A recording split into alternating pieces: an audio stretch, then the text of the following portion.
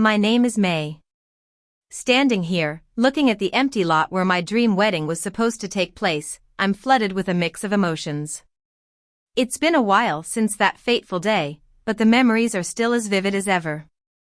3 days before my wedding, everything fell apart. The florist, the caterer, the string quartet, and the transportation company, they all vanished. The beautiful riverside glasshouse I'd booked 14 months ago was suddenly unavailable. By noon that day, I had a pile of voicemails, apology emails, and a message from my fiancé, Ethan, that chilled me to the bone. It was from my father, saying, "You're making the biggest mistake of your life. My daughter is damaged goods. She's emotionally unstable and not fit for marriage. Walk away now, and I won't blame you." I grew up in a wealthy family in New York City. My father, Henry, was a powerful businessman. He was not the kind of father who yelled. Instead, he used a cold, calculated tone that made me feel small and unworthy. If I showed any emotion, I was labeled as dramatic. If I dared to oppose him, I was seen as unstable. Success without his approval was met with suspicion. I met Ethan at a charity event for an art gallery. I was presenting a new concept for an interactive art installation, and he was an independent architect working on the gallery's expansion. From the first moment we spoke, I felt seen. He listened to me, something I'd never experienced before. Ethan came from a middle-class family and had built his own architecture firm from the ground up. He didn't need my father's money or connections, which made him a threat in my father's eyes. When Ethan proposed, I was overjoyed but also filled with dread. I knew it would trigger a conflict with my father. At the engagement dinner, my father smiled and toasted, saying Ethan was joining a family with high standards. But I could sense the underlying threat. Ethan squeezed my hand under the table, and I knew he'd caught it too. The wedding planning started smoothly on the surface. I chose a historic mansion on the outskirts of the city, with beautiful gardens and a grand ballroom. I envisioned a romantic, intimate wedding with soft candlelight, elegant flowers, and a live band. My father offered to cover the rehearsal dinner and said he'd stay out of the details, but I should have been more suspicious. My best friend, Lily, noticed the change early on. She was a talented event planner who'd worked on many high-profile parties. 3 weeks after the engagement, she asked why my father had started asking for copies of vendor contracts. I brushed it off, saying he wanted to be involved. She also pointed out his insistence on being copied on venue emails. I told her he wanted to help if something went wrong, but she wasn't convinced. She said, "People who need control don't help when things go wrong. They make sure they're still in the picture." I wish I'd listened. My father started sending me articles about prenups and asked if Ethan understood my history of anxiety after my mother's death.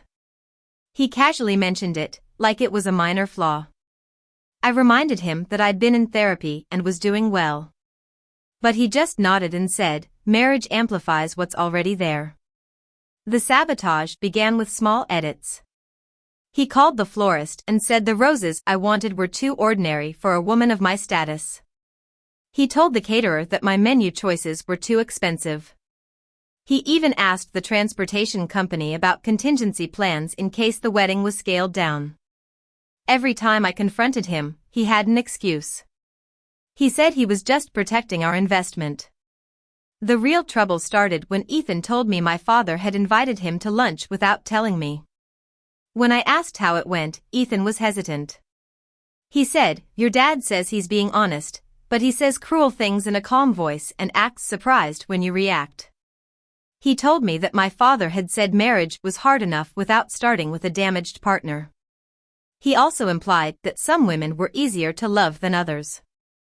I was devastated. I asked if Ethan defended me, and he looked hurt. Then, 3 days before the wedding, the emails started. The florist called in tears, saying a woman from my family had canceled the contract and forfeited the deposit.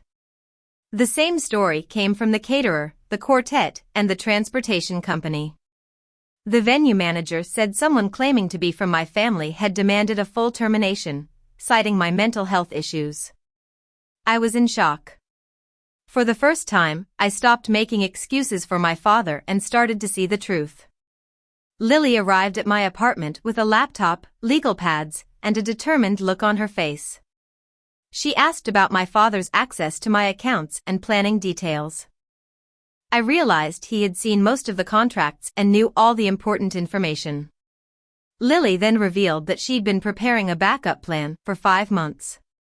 She'd noticed my father's controlling behavior at my bridal shower and knew he was capable of something like this.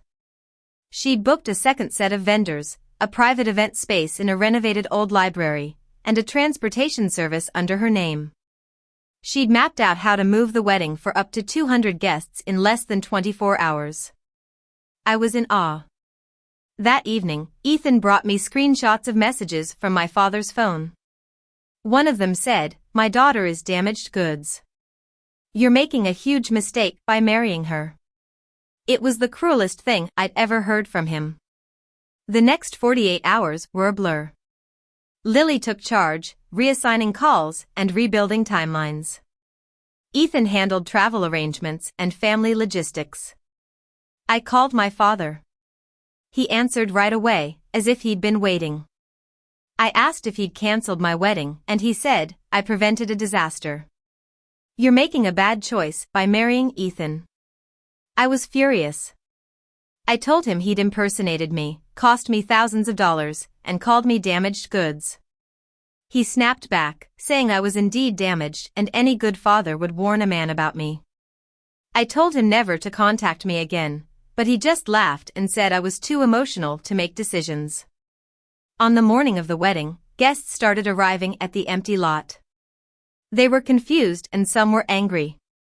But thanks to Lily's plan, we redirected them to the new venue. As I got ready in the private suite above the library, I was terrified. I was afraid the day would still fail and that my father was right about me. Just before the ceremony, my auntie Sarah came in and told me my father was outside the gate. He'd expected to walk in but was stopped by security. When he saw the media crew, he realized he couldn't make a scene.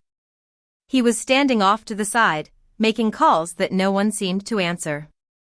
I felt a strange mix of relief and sadness. The ceremony was simple but beautiful. Ethan and I exchanged vows about chosen safety and the difference between being managed and being seen. When Ethan said, "You were never too much to love. You were surrounded by people who only valued control," I knew I'd made the right choice. At the reception, word spread about what had happened at the gate. People were shocked at my father's behavior. Lily had anticipated everything. All the new contracts were in our names, so my father had no control. As the night went on, I asked Lily when she knew my father would do something like this. She said it was at the bridal shower when he corrected a story about my mother and watched me apologize. She knew then that he was testing his power over me. Later, my aunt showed me a screenshot from a community group chat. Someone had posted a picture of my father outside the gate, looking angry and confused. People were commenting on his behavior, and his reputation was starting to take a hit. In the aftermath, my father tried to defend himself. He claimed he'd only intervened to protect Ethan. But too many people had seen what he'd done. A business board asked him to step down from a leadership role, and some of our neighbors stopped greeting him. We lost about $18,000 in the wedding fiasco, and I lost the illusion of a perfect family. I wrote a letter to my father, telling him that until he took real responsibility, we had no relationship. 3 days later, a delivery of pressed wildflowers arrived at our house. There was no card, no apology. I still don't know what it meant. Maybe it was his way of showing remorse, or maybe it was just another performance. Looking back, I realize that I've learned a valuable lesson. Love that tries to control and diminish you is not love. I've built a new family around those who support and protect me, and I'm ready to move forward into a future free from my father's shadow.